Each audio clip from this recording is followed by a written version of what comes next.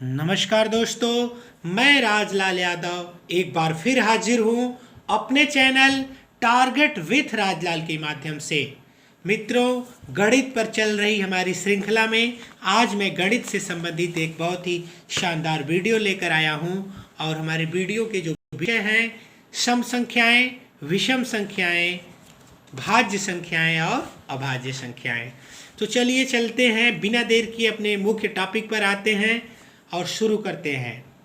सम संख्याएं, दो प्राकृतिक संख्याएं दो से पूर्णतया विभक्त हों उन्हें सम संख्याएं कहते हैं। जो प्राकृतिक संख्याएं दो से पूर्णतया विभक्त हों उन्हें सम संख्याएं कहते हैं। इसको थोड़ा सा और सरल करने पर हो जाता है, जिन प्राकृतिक संख्याओं में दो से भाग देने पर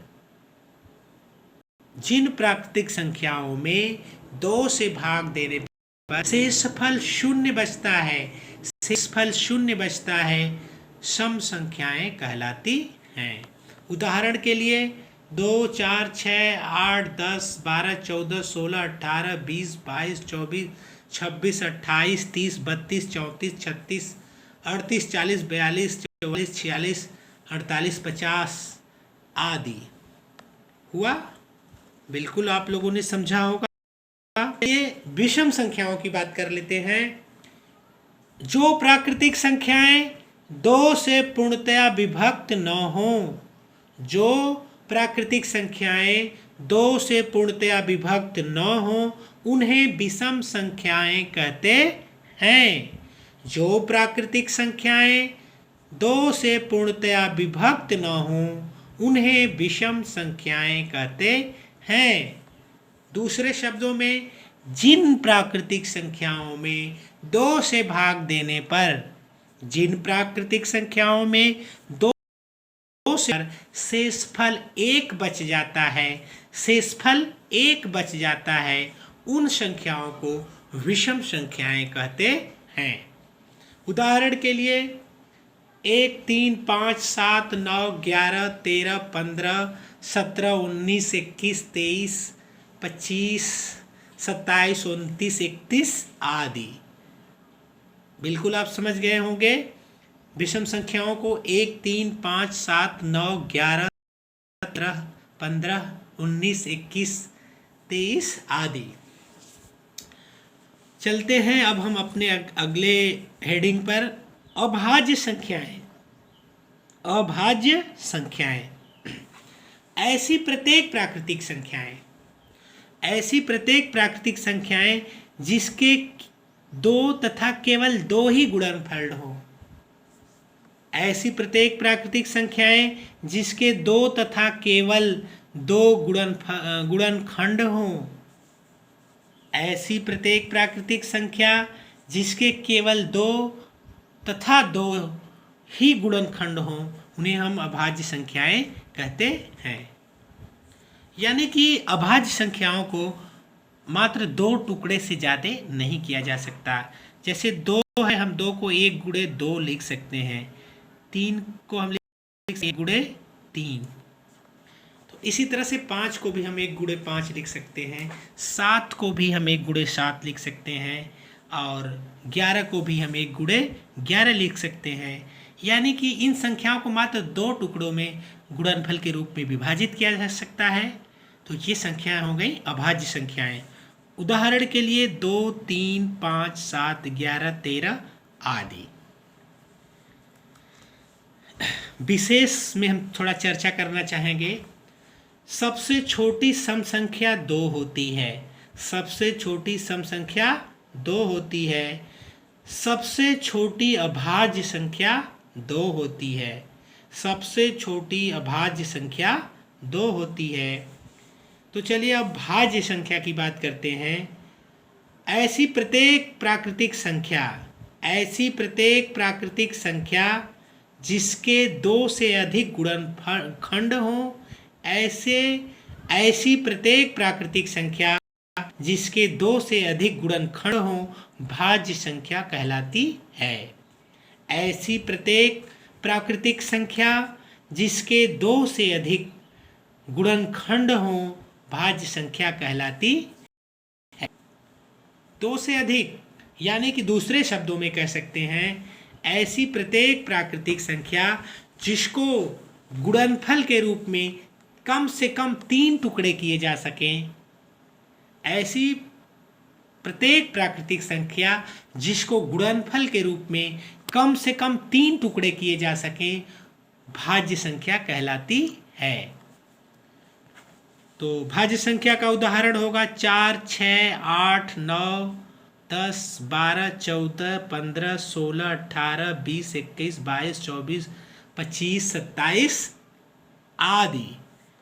तो यहाँ पर टुकड़े का मतलब हो गया, अगर हम 4 को लेते हैं तो 1 गुणे 2 गुणे 2, 6 को लेते हैं तो 2 गुणे 1 गुणे 3, यानी कि जो भाज्य संख्याएं हैं उनका कम से कम 3 टुकड़ा गुणनफल के रूप में किया जा सकता है।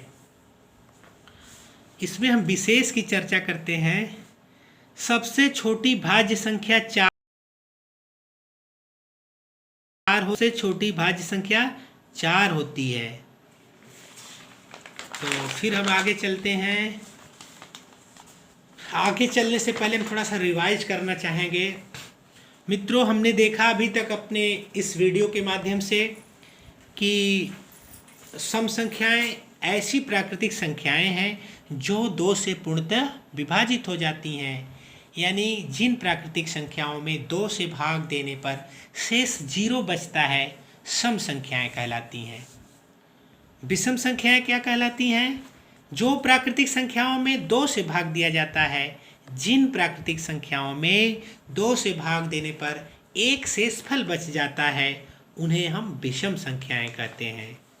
अभाज्य संख्याएं, ऐसी प्रत्येक प्राकृतिक संख्या अभाज्य संख्या होगी जिसको गुणा के रूप में केवल 2 टुकड़े किए जा सकें, अभाज्य संख्या कहलाती है। ऐसी प्रत्येक प्राकृतिक संख्या अभाज्य संख्या कहलाएगी जिसका गुणनफल के रूप में मात्र 2 टुकड़े किए जा सकें, गुणनखंड के रूप में मात्र केवल 2 टुकड़े किए जा सकें, अभाज्य संख्या कहलाती है। और भाज्य संख्या क्या होगी? ऐसी प्रत्येक प्राकृतिक संख्या जिसको गुणनखंड के रूप में कम से कम, ऐसी प्रत्येक प्राकृतिक संख्या जिसको गुणनखंड के रूप में कम से कम 3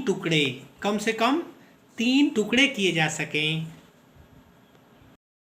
भाज्य संख्या कहलाती है।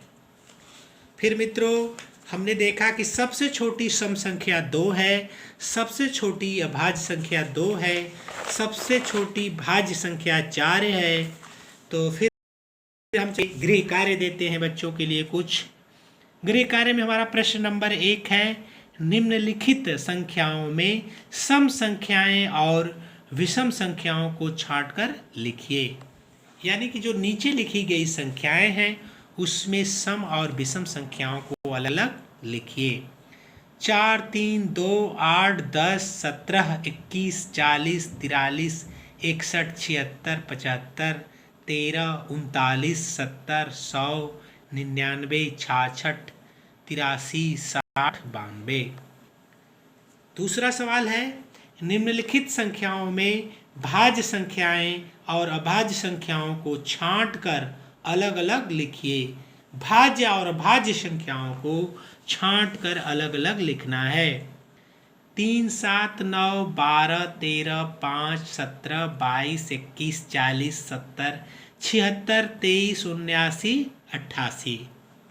तो मित्रों, मैं उम्मीद करूंगा कि जो हमारे स्टूडेंट होंगे, अगर उनको इन सवालों के जवाब देना होगा तो अपने वीडियो को रोक लेंगे और रोक करके कायदे से याद कर लेंगे, लिख लेंगे। तो फिर कोई परेशानी उनको नहीं होगी लिखने में। तो आगे चलते हैं। हम किसी संख्या का पूरा विभाजित होना हम बताना चाहेंगे कि कोई संख्या पूरा विभाजित होती है कैसे जाने। थोड़ा सा हमने समझाने का जो प्रयास किया है किसी संख्या का पूरा पूरा विभाजित होना। मान लीजिए 10 में 2 की भाग दी गई, 2 बचे 10, कितना शेष बचा? 0। 13 में 2 की भाग दी गई, गया 2 छके 12, कितना शेषफल बचा? 1। 2 की भाग दी जा रही है 10 में और 13 में, तो यानी कि 2 के द्वारा 10 पूरी तरह से विभाजित हो जाती है, 2 के द्वारा 13 पूरी तरह से विभाजित नहीं होती है। यानी कि पूरा विभाजन का मतलब होता है शेषफल 0 आ जाना। 10 संख्या 2 से पूरी तरह विभाजित नहीं है। क्यों? क्योंकि इसका संख्या 10 2 से पूरी तरह विभाजित है। जो संख्या 10 है 2 से पूरी तरह विभाजित है। क्यों विभाजित है? क्योंकि जब 10 में 2 की भाग देते हैं तो 0 शेषफल बचता है। तो हम कह सकते हैं कि 2 के द्वारा 10 तरह से विभाजित हो जाती है, पूरा पूरा कट जाती है।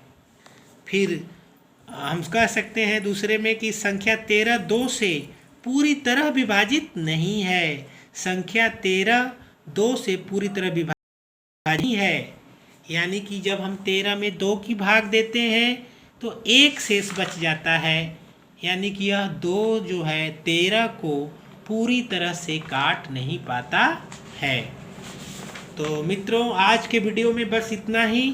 फिर हम चर्चा करना चाहेंगे। अपने पिछले वीडियो में मैंने एक प्रश्न दिया था गृह कार्य के रूप में। हम चाहेंगे जो बच्चे हमारे वीडियो को देखे हैं उनको उम्मीद होगी कि हम सही उत्तर बताएं।